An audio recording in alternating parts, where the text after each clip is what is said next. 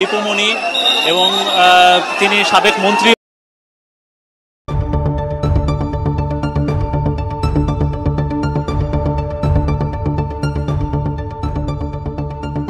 মুদির দোকানে আবু সাঈদ হত্যা মামলায় আওয়ামী লীগের যুগ্ম সাধারণ সম্পাদক ও সাবেক সমাজ কল্যাণমন্ত্রী ডক্টর দীপুমণির 4 দিন এবং সাবেক ক্রীড়া উপমন্ত্রী আরিফ খান জয়ের 5 দিন রিমান্ড মঞ্জুর করেছে আদালত।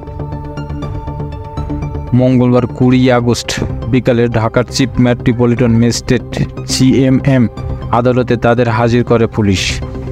এরপর দুজনকেই 10 দিনের রিমান্ড নিতে আবেদন করেন মোহাম্মদপুর থানার পরিদর্শক তোফাজ্জল হোসেন। শুনানি শেষে ঢাকার অতিরিক্ত চিফ মেট্রোপলিটন ম্যাজিস্ট্রেট সুলতান সোহাবউদ্দিন তাদের রিমান্ড নেওয়ার আদেশ দেন। এর আগে সোমবার 19 আগস্ট রাতে সাবেক মন্ত্রী ডক্টর দীপুমণি রাজধানীর গুলশানে বারিধারা DHS এলাকা থেকে আটক করে ডিবি গুলশান বিভাগের একটি দল। রাতে তাকে মোহাম্মদপুর থানার একটি হত্যা মামলায় গ্রেপ্তার দেখানো হয়। এছাড়া 18 জুলাই চাঁদপুর জেলা বিএনপি সভাপতি শেখ ফরিদ আহমেদ মানিকের বাড়িতে হামলা, ভাঙচুর, লুটপাট ও অগ্নিসংযোগের ঘটনার দায়ের করা মামলায় দীপুমণি ও তার বড় ভাই ডক্টর JR অওয়াইদুল টিপুকে আসামি করা হয়। সোমবার 19 আগস্ট দীপুমণি, তার স্বামী তৌফিক নওয়াজ এবং বড় ভাই ডক্টর JR অদূত টিপুর ব্যাংক অ্যাকাউন্ট জব্দ করা হয়েছে। একই সঙ্গে তাদের মালিকানাধীন ব্যবসা প্রতিষ্ঠান ব্যাংক হিসাব লেনদেন স্থগিত করা হয়েছে। দেশের ব্যাংক ও আর্থিক প্রতিষ্ঠানগুলোর কাছে সংক্রান্ত নির্দেশনা পাঠিয়ে অ্যাকাউন্ট জব্দ করতে বলা হয়েছে। বাংলাদেশ ব্যাংক আর্থিক গোয়েন্দা সংস্থার Bangladesh financing institution unit BFIU।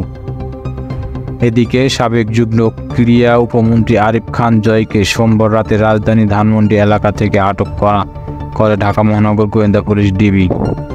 তাকে মোহাম্মদপুর থানায় করা একটি হত্যা মামলায় গ্রেপ্তার দেখানো হয়।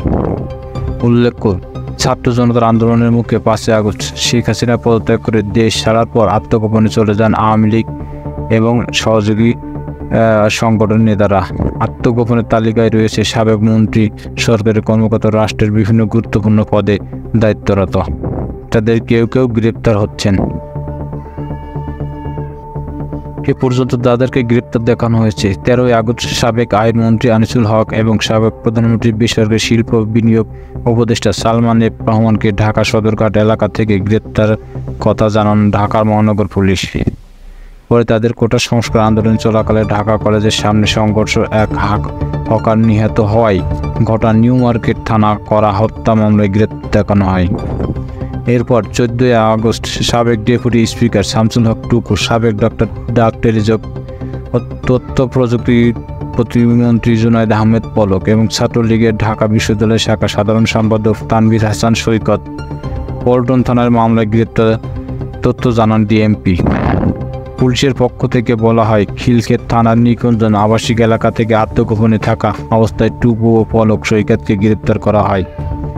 16 আগস্ট রাতে ঠাকুরগাঁয়ের বাড়ি থেকে সাবেক পানি সম্পদ মন্ত্রী আওয়ামী লীগের সাবেক সংসদ সদস্য রমেশ চন্দ্র সেনকে আটক করে পুলিশ। তাকে একটি হত্যা মামলায় গ্রেপ্তার দেখানো হয়। এর বাইরে 16 আগস্ট সেনাবাহিনী থেকে সদ্য অবসরপ্রাপ্ত মেজর জেনারেল জিয়াউল আহসান গ্রেপ্তার করে পুলিশ। জিয়াউল আহসানের সর্বশেষ টেলিযোগাযোগ নজরদারিতে জাতীয় সংস্থা ন্যাশনাল টেলিকমিউনিকেশন মনিটরিং সেন্টারে NTMC মহাপরিচালক ছিলেন। তাকে নিউ মার্কেট থানায় এই হকার হত্যার মামলায় গ্রেপ্তার দেখিয়ে রিমান্ড নেওয়া হয়।